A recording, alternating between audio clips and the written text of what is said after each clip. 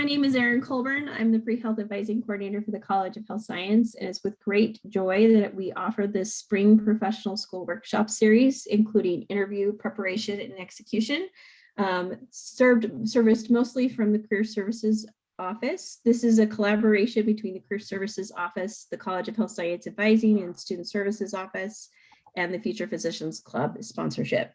In the room with me today, I have some great people to help you along as we work through this workshop together. I have Taylor Willis, who is our occupational therapy student on staff today. I have Shannon Kerr, who is a pre-health advisor for the College of Health Science. Kelly Gold, who is a career counselor through the Career Services Office. Kelsey Nelson, who is a career success coach through the College of Health Science as our liaison. I have McKaylee Lindsay, who is the Future Physicians Club president. Ian Taylor, who is our peer advisor for pre-med, dent, and vet students. And our esteemed Mary Crowell, our director of our Student Service and Academic Advising Office. And guest speaker, Monique Halgett from the College of Business and Economics. All right, so take it away, Miss Kelsey. Hello, everyone. Thank you very much for the introduction, Erin, and thank you everyone who's joined us today. As Erin mentioned, my name is Kelsey Nelson, and I am with Boise State Career Services. I am the Career Success Coach for the College of Health Sciences. And Kelly, would you like to introduce yourself? Yeah, so my name is Kelly Gould. I'm a career counselor also with Boise State Career Services. I'm more of a generalist for sure, so I see all the students of all majors. And I've been a part of the Health Sciences Committee to plan events and stuff like that for the last couple of years now. So I also have a little bit of that health sciences side to things too. So we're excited to get started on interviewing. Most definitely.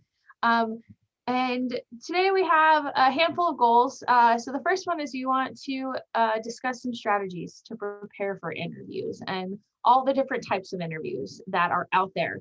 We're going to hear from the Kobe Career Closet and how students have access to this wonderful resource on campus. We have some exploration of what kind of things to expect, and what kind of questions that you can maybe encounter in all of these different types of interviews. And you're also going to have a chance to break down a potential interview question. We can discuss as a group what that could look like. And then we're also going to throw in there some best practices for what you do after the interview and what that process is. So to begin, what we're actually going to do is talk about, before the interview, all of the aspects that come down to preparing for the big day. And before we dive, or the first thing we're going to discuss as a part of the interview preparation is dressing the part. And now I'm going to pass it off to Monique from the College of Business and Economics to talk about a wonderful resource that Boise State has.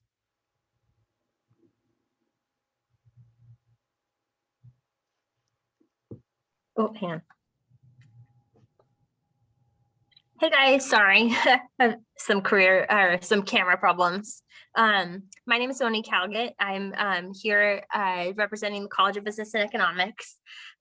We're having a busy day in office, so I'm just in crossing, actually just got a student checked into the career closet. So live in action from the career closet.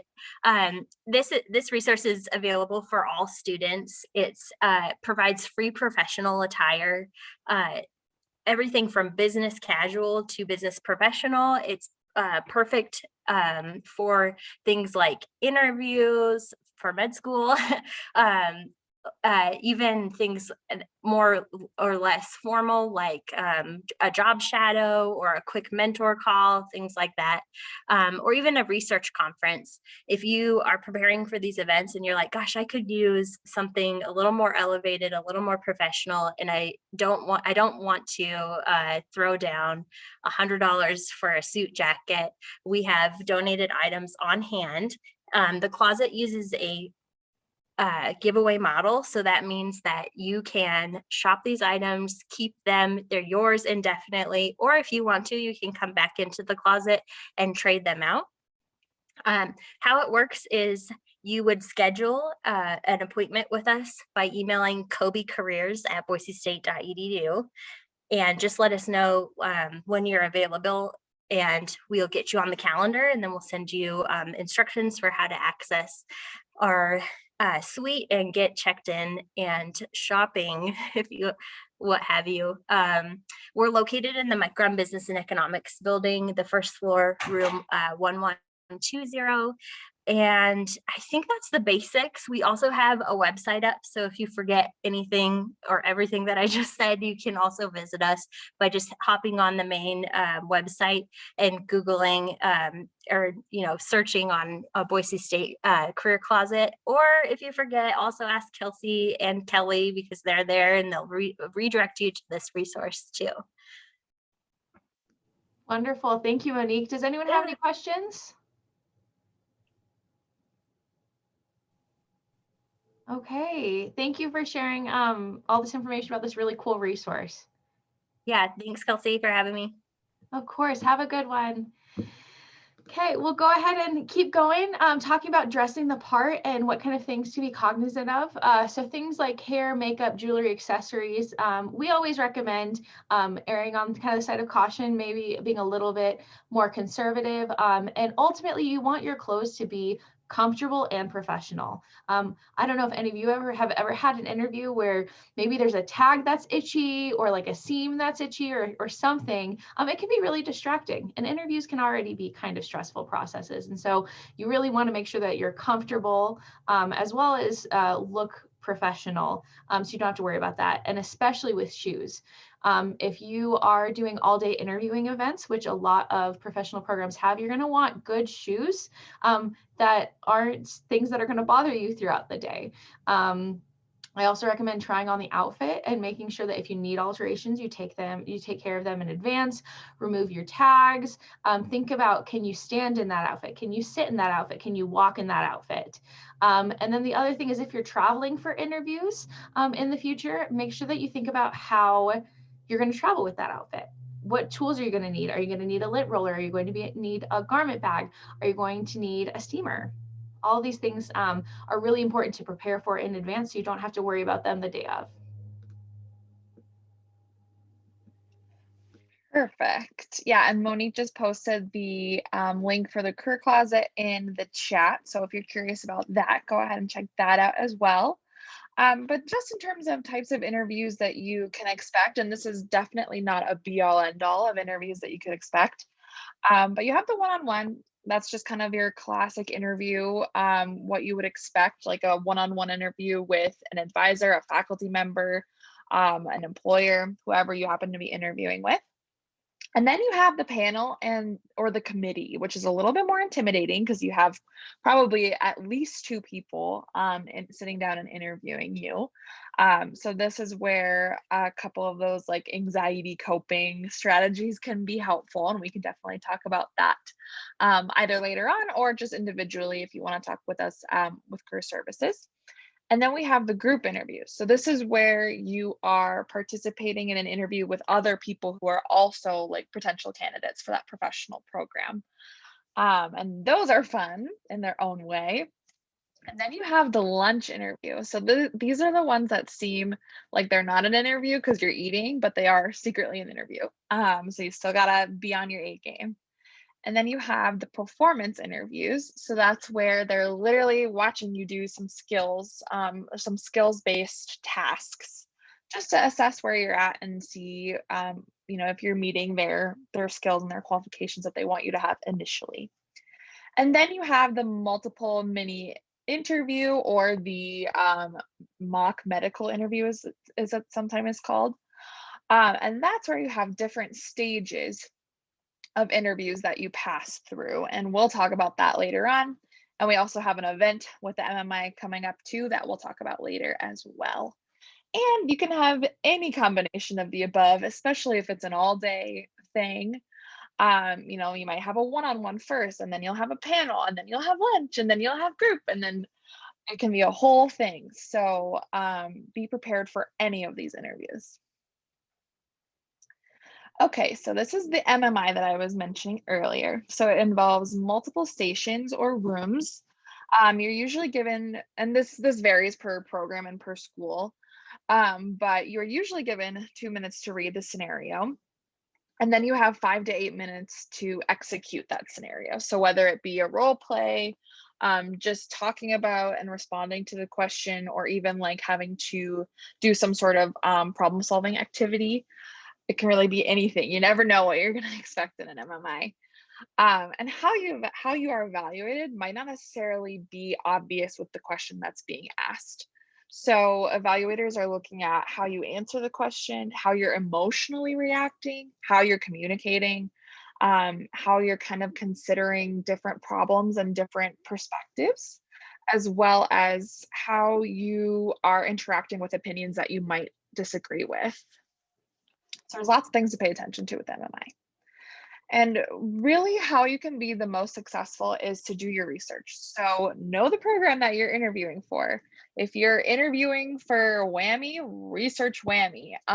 You're gonna do your research everywhere that you go, but really make sure that when you're in that interview, you're present in that interview and not thinking about, another interview that you might have coming up.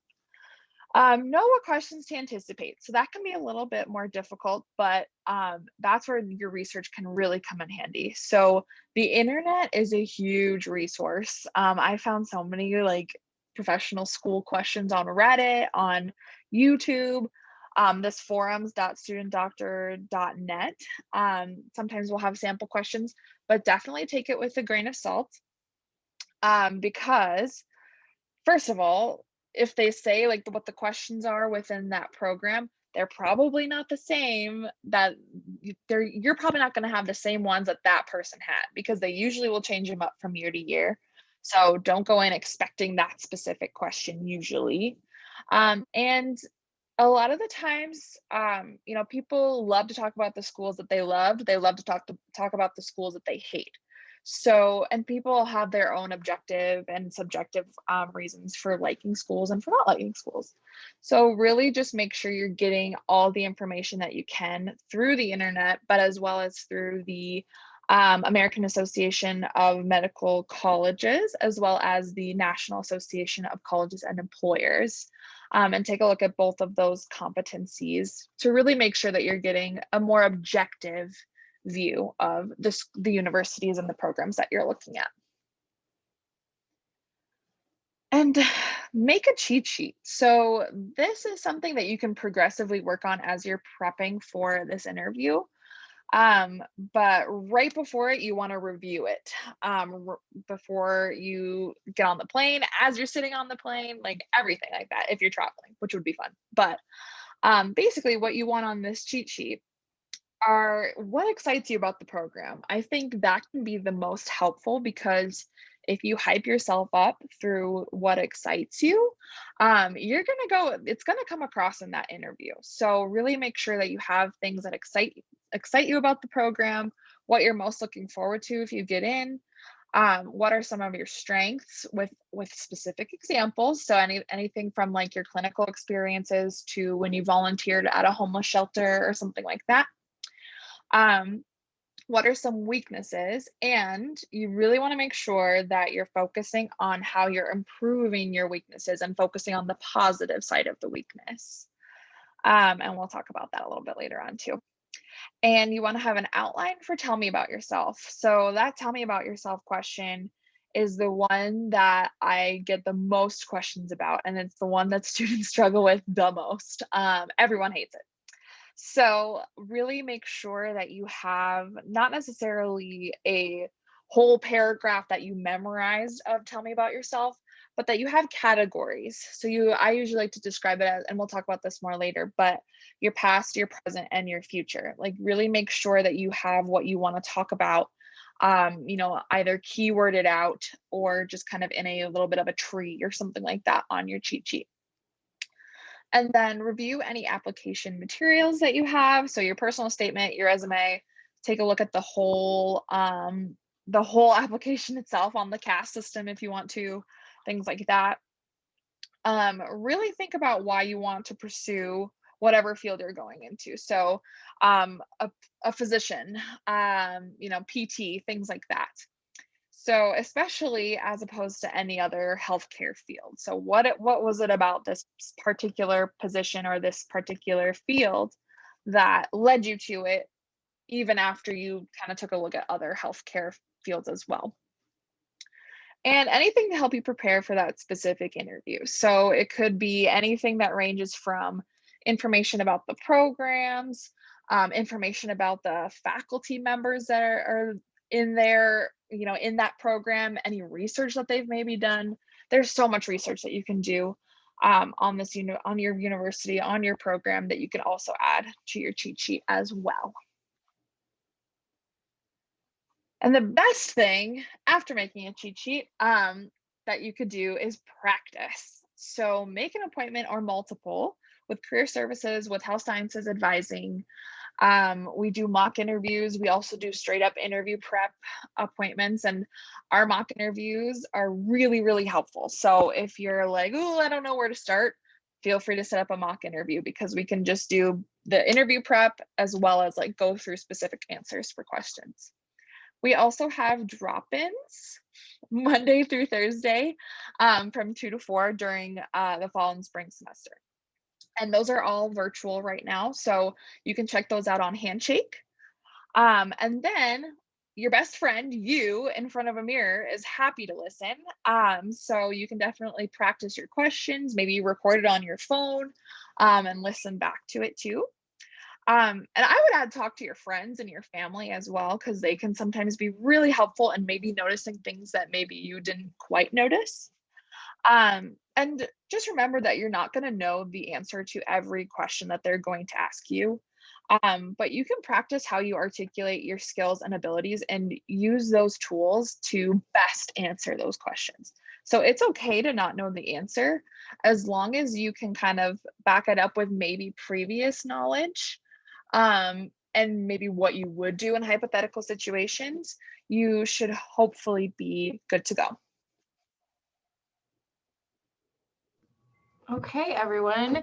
Now that you've done all this preparation, let's talk about what to actually do when you're executing the interview. First off, general tips. Be nice to everybody. And that's just not just on the day of the interview, but if there's someone that you're working with to coordinate those interviews, for example, if you're doing an interview in person and you're checking in with someone that you're never going to see the rest of the day, there's still a chance that they're going to ask for that person's feedback on how you interacted, right? The entire day is an interview. It's not just these individual interview sessions that you have. So make sure that you are nice to everybody. Be prompt. So make sure you're on time and early at minimum, right? And make sure you drive to the location the day before. You know where you're going, you know how long it'll take to get there. For example, if you're traveling, you need to know, where is this location in relation to where I'm staying, right? It's really important to map that out ahead of time so you know how much time you need to get there. And flexibility is key. Expect the unexpected. You never know what's going to happen. You never know if things have to get switched up, or if weather's going to be something that impacts walking around, a campus throughout the day, whatever the case, right? Be flexible. Take your student interviewers seriously. So if you're getting interviewed by students and interacting with them, take that seriously. Again, back to the be nice to everybody. Those are people that are going to most likely be giving feedback. The other thing is to anticipate things on your application that might be a concern for an interviewer, and have that explanation ready. Not an excuse or rationalization, but be ready to talk about those things.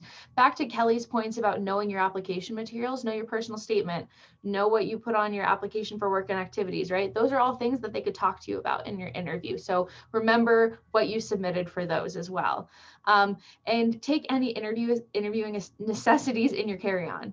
So just in case a bag gets lost or something, you want to make sure that you have everything you need with you to go into that interview. Those tips, however, are overall, they're applicable to a lot of situations, however, are more specific to in-person interviews. And especially within the last year, Zoom interviews have become more and more popular, and I would say right now are definitely the norm. And so it's really important to kind of be aware of a few things and strategies to help you feel successful in Zoom interviews. The first one is know and understand and practice using the platform in advance. So for example, is it over Zoom? Is it over Microsoft Teams? Is it Google Hangouts, right? Make sure you know the platform so you're comfortable using it. And then I will add on top of that, make sure you know how to access the appointment. Are they going to be calling you? Are you calling them? Are they giving you a calendar invitation? The next thing you want to know is look at your window screen. So do you have a Zoom background? And if you don't, is the background distracting? Look at the camera when speaking instead of looking at the screen like I'm using for my notes right now. So something I recommend to students is putting like a little smiley face sticky note right next to the lens to remember to look there. Make sure that you pick a quiet place. If you live with roommates, make sure you talk to them and let them know, hey, I need this area to be quiet for this period of time.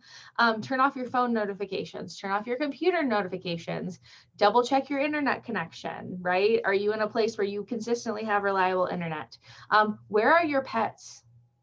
That's a big one, right? Like, is your cat going to walk across the screen? I mean, don't get me wrong. When I'm working with students, I love seeing the pets come into play. However, for a med school interview or a professional school interview, it's a little bit different. So make sure you're aware of that. Don't just wear your pajamas, right? Like professional attire still applies to these situations. Do you need a microphone? I would test out if you can with a friend, test out and make sure they can hear you and understand. And then also check the time zone. Make sure you know the time zone for your interview, because if you are in Mountain Standard Time and they're in Eastern Time, you don't want to miss your interview over that. So make sure you double check that. In terms of what to bring, I always recommend at minimum a pad folio with pen and paper. And this can be for a lot of good reasons. One of them being that if you are interviewing with, for example, your student interviewers and they bring up something that they love about their program, you can write that down and then maybe ask someone else about that later, right? That's a great talking point. I've never had someone, a recruiter or anything, tell me that they don't, or a professional school say that they don't like people bringing in pen and paper. So I think it's totally appropriate. It's also good for writing thank you notes at the end of your interview. So we'll talk about that shortly as well. I also recommend a copy of the resume for personal review, right? Make sure that, again, you can hype yourself up. And if you have that cheat sheet, if you have 5 minutes in between interviews or sessions, or you have half an hour to yourself, sometimes that can be helpful to review as well. Water, great. Mints, great. Granola bar if possible. Tissues, deodorant. Obviously, it's not like you have a ton of room to bring all of these things along for your interview day. However, it's kind of important to think about, okay, what are the things I'm going to need to make me feel comfortable in this process? Because like we said earlier, interviewing can be kind of stressful. And so what are the things that can help you stay a little less stressed out so you can focus on what you're sharing in your interviews? In terms of strategies, Kelly mentioned earlier something really important, which is you don't actually know the questions that they're going to ask you. You can have ideas, you can have insights based on the profession, based on the program. You know, you can probably guess, for example, they're going to ask you a tell me about yourself, those kind of things. However, you don't really know what they're going to ask you because we can't predict the future. So it's really important to, when you're doing, or when you're going into an interview question, that you think about what is the question really asking. So for example, some people have phrased a question like, what is your greatest professional strength? And they may also phrase it as, what would your mentor, what would be one word they use to describe about you or to describe you? They both can have very similar answers depending on the person, right? And so it's really important for you when you get a question to think about, okay, what are they really asking? Right? What do they really want to know about me?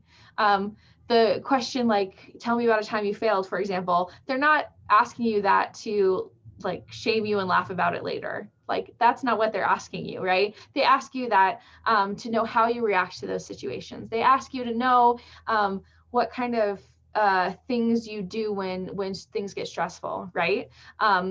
Another thing is keep your answers relevant as much as possible, and also elaborate, but also keep it relevant. Right? So examples, for example, are great to give support to what you say. So if your greatest strength is your ability to communicate with other people, give an example, right? That elaboration that's relevant can be really helpful, because anyone can say that they're a great communicator. However, if you can show them that and let them know why you consider yourself that, that can be very helpful and insightful for the committee.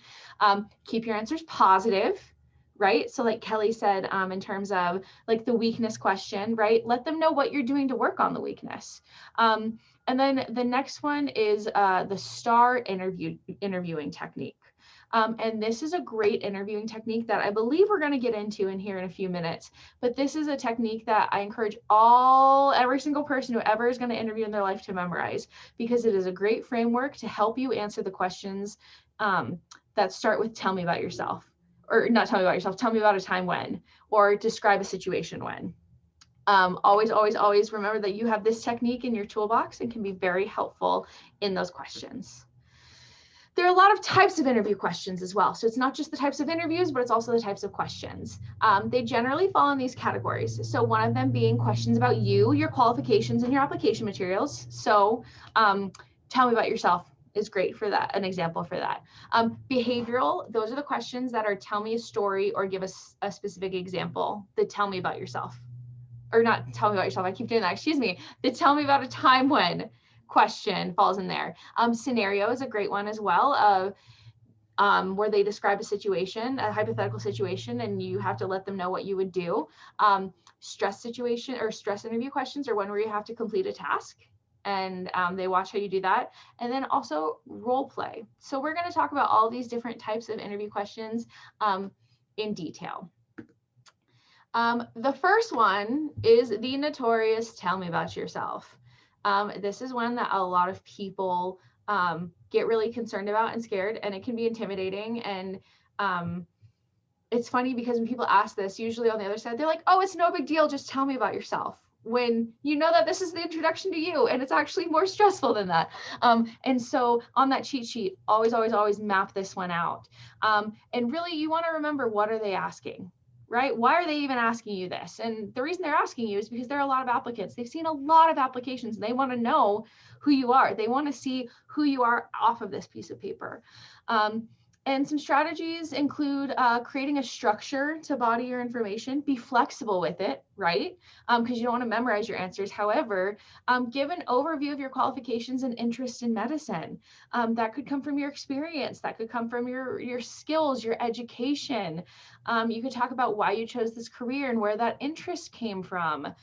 There's a lot of different ways to do it. And it's really important that you practice this one and also think about how you can customize it to each program. So for example, if you are really interested in rural medicine and this program has that, let them know potentially where that interest came from, or give them a taste of that to help them see who you are as a future professional student.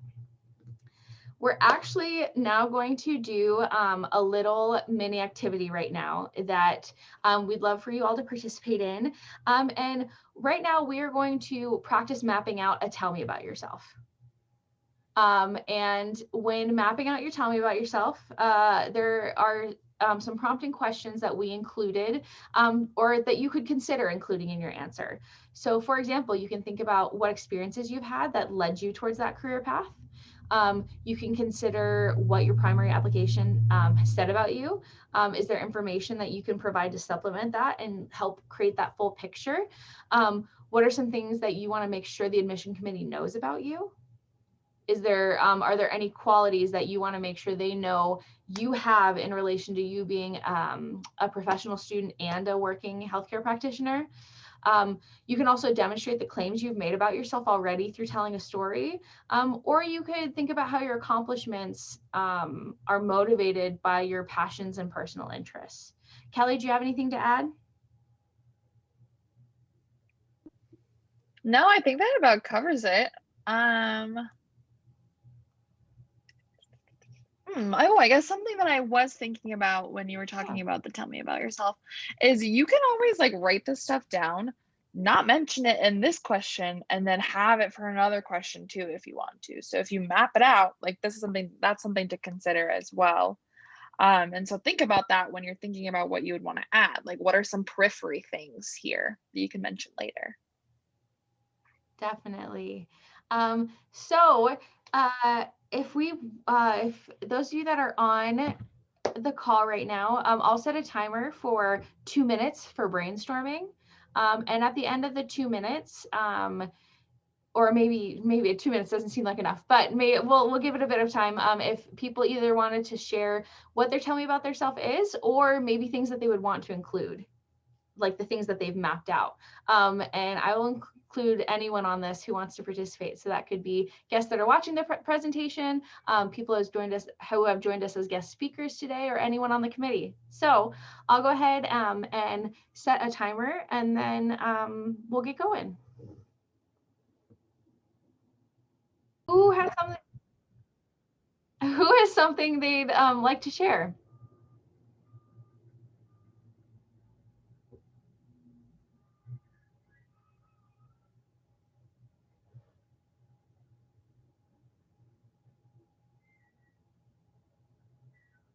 Kelly, I don't mean to put you on the spot. Oh wait, McKaylee, I saw you unmuted yourself. I did. I was gonna volunteer myself. Oh, thank you, McKaylee. So I had an experience when I was volunteering in the hospital. When I was like fresh volunteering, I was probably only like my first month in.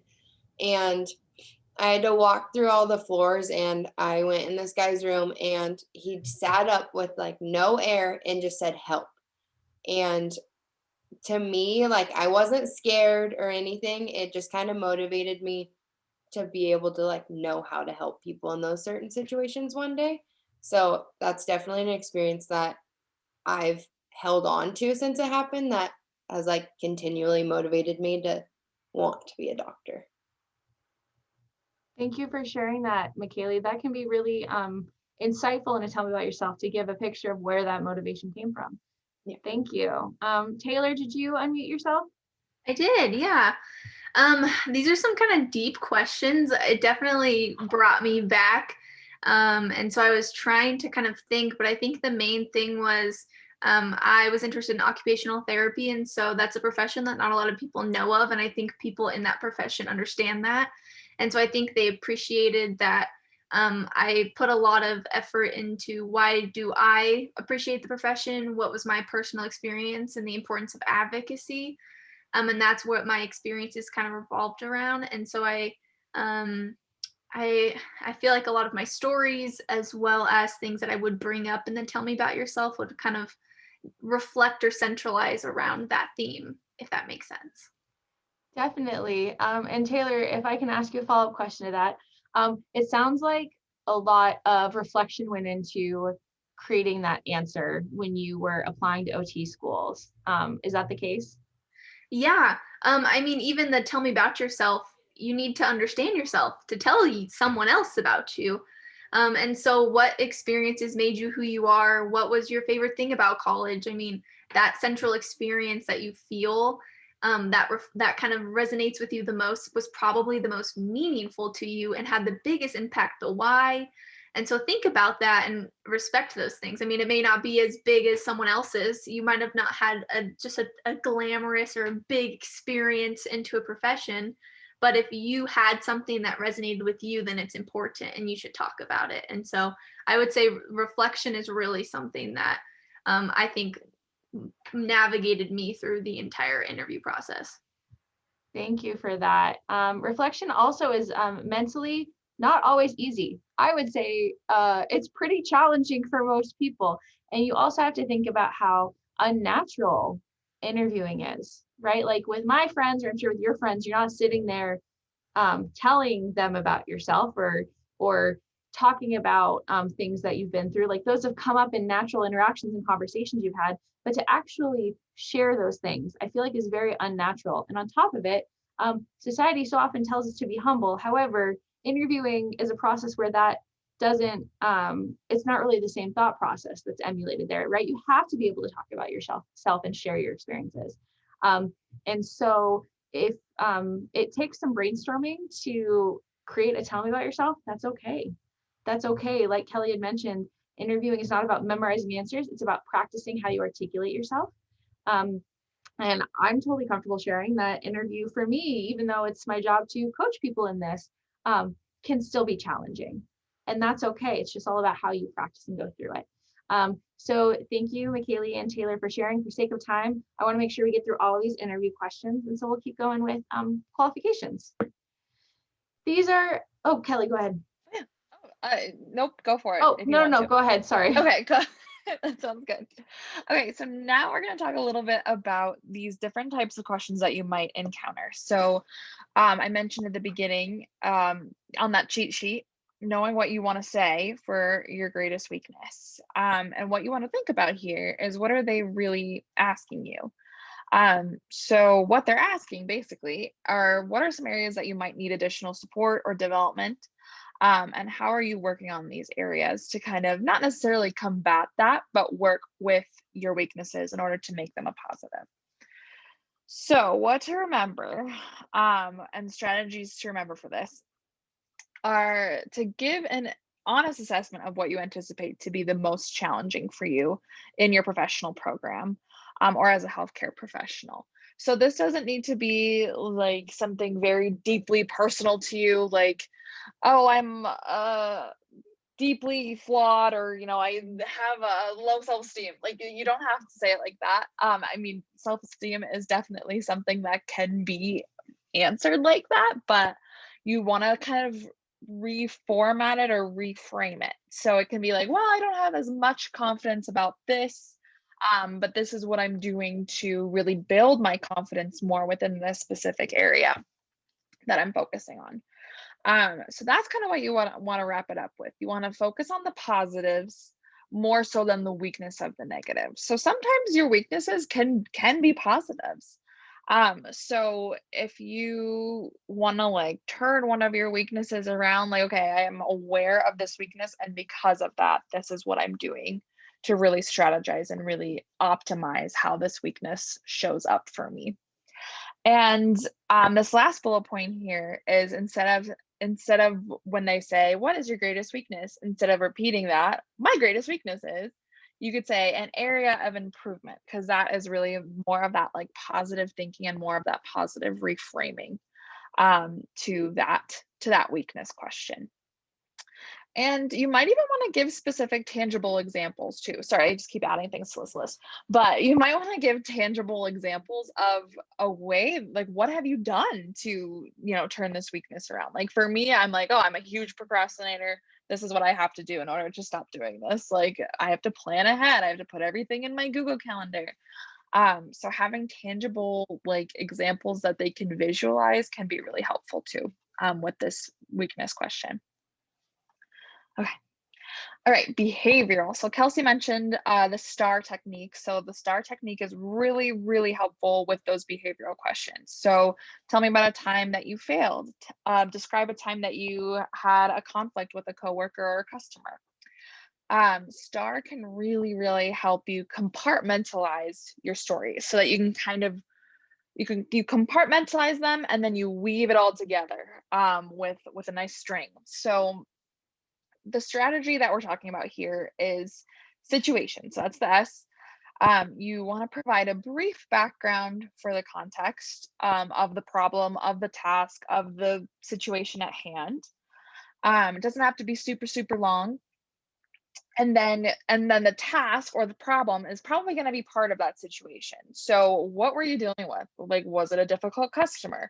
What was the situation that led up to that customer being difficult? Or were they just having a bad day? Was it something that another employee did? Something like that. And then what were the actions that you took to do this? To solve the problem, to solve the concern? What are the tangible action steps that you took in order to do that?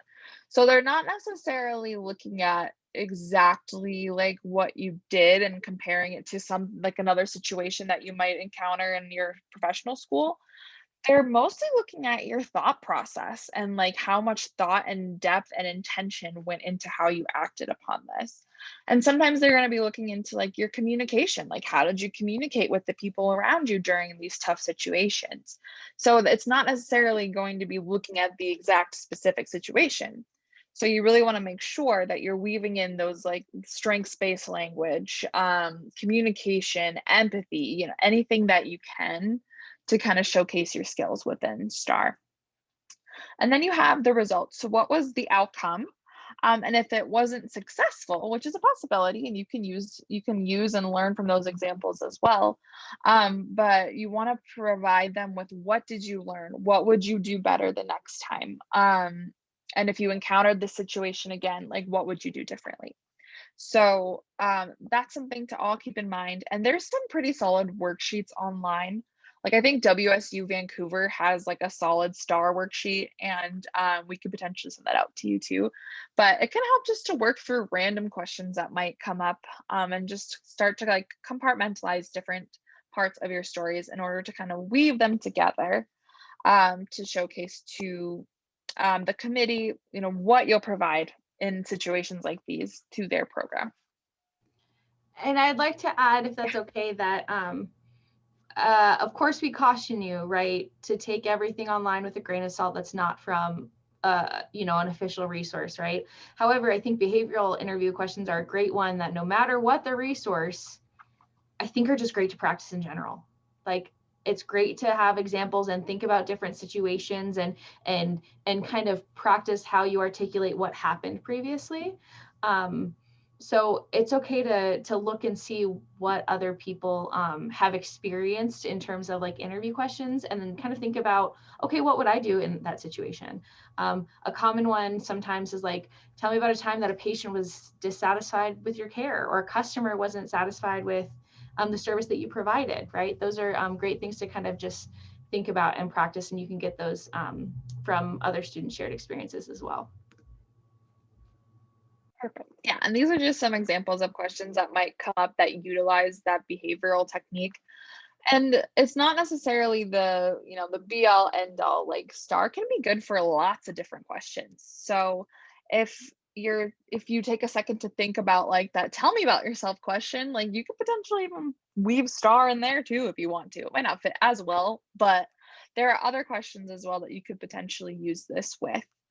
Yeah, like, what do you do to stay organized? That's not necessarily a like tell me about a time when or describe a time when, but it's still getting at that, like, okay, you can give an example for this.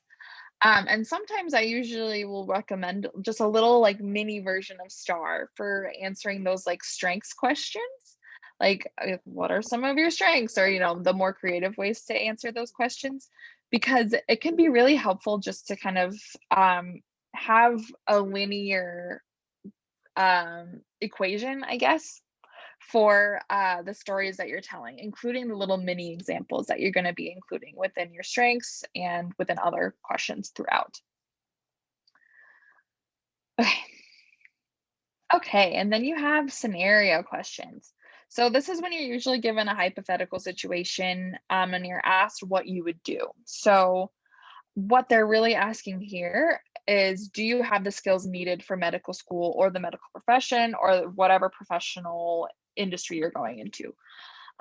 This isn't necessarily like, do you have all the skills that medical school will teach you, because they know that you don't, because that's why you're going to med school. Woohoo! But it's mostly looking for those core things and review those core competencies, because that's probably what they're going to be looking at, like empathy, communication, problem solving, ethics. So really make sure that you are not putting too much pressure on giving the right answer, because that's not necessarily what it's about. It's about providing thoughtful and intentional information about what you would do in these situations. Okay. Oh, how to